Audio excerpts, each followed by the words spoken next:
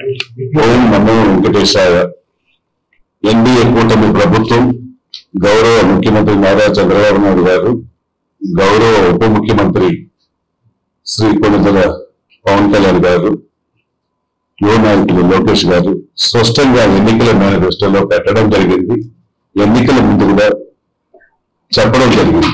మేము విద్యుత్ ఛార్జీల్ని పెంచము అని చెప్పడం కూడా జరిగింది. అదేవిధంగా ఎన్నికల్లో ఇచ్చిన హామీ మేరకు ఈ విద్యుత్ ఛార్జీలను ఎన్డీఏ కూటమి పెంచడానికి కట్టుబడి ఉంది. ఎన్నికల్లో ఇచ్చిన హామీలన్నింటి కూడా నెరవేరుస్తున్నారు. ఫిబ్రవరిలోనే ఏపీఎస్ విద్యుత్ ఛార్జీలను 25-26 సంవత్సరాలకి పెంచడం కూడా స్పష్టంగా ఎన్డీఏ కూటమి ప్రభుత్వం చెప్పడం కూడా జరిగింది. గత వైసీపీ ప్రభుత్వంలో విద్యుత్ ఛార్జీలు తాకట్టు పెట్టి, విద్యుత్ శాఖను తాకట్టు పెట్టి నిధులు అడ్డగోలుగా తెచ్చుకొని దోచుకున్నారు. అందరికీ తెలిసిన విషయమే, రాష్ట్ర ప్రజలందరికీ తెలిసిన విషయమే. ఇది దాచిపెట్టే విషయం కాదని అసలు తెలుసు.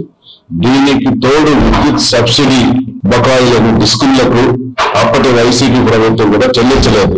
దీంతో జగన్మోహన్ రెడ్డి ప్రభుత్వం ఫ్రీ ఆఫ్ ఛార్జ్ పేరుతో ప్రజలపై విద్యుత్ భారం ఎక్కువగా మోపారు. మాయమాటలు చెప్పి నమ్మించి ఫ్రీ ఆఫ్ ఛార్జీతో ప్రజలపై భారం మోపారు. ఆ భారం ఇంకా ప్రజలపైనే పడుతోంది. వైసీపీ చేసిన పాపం ప్రజలకు శాపంగా మారిందనేసి కూడా ప్రజలు ఆలోచిస్తున్నారు.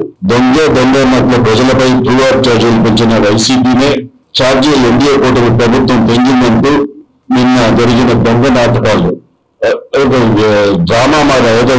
డ్రామా వేషాలు వేసుకొని, జుట్టు పెంచుకొని, మాస్కులు వేసుకొని గౌరవ ముఖ్యమంత్రి చంద్రబాబు నాయుడు గారిది, గౌరవ ఉప ముఖ్యమంత్రి పవన్ కళ్యాణ్ గారిది మాస్కులు వేసుకొని, లోకేష్ గారిది మాస్కులు వేసుకొని ఏదో ఛార్జీలు పెంచేసినట్టు డ్రామాలు ఆడారు.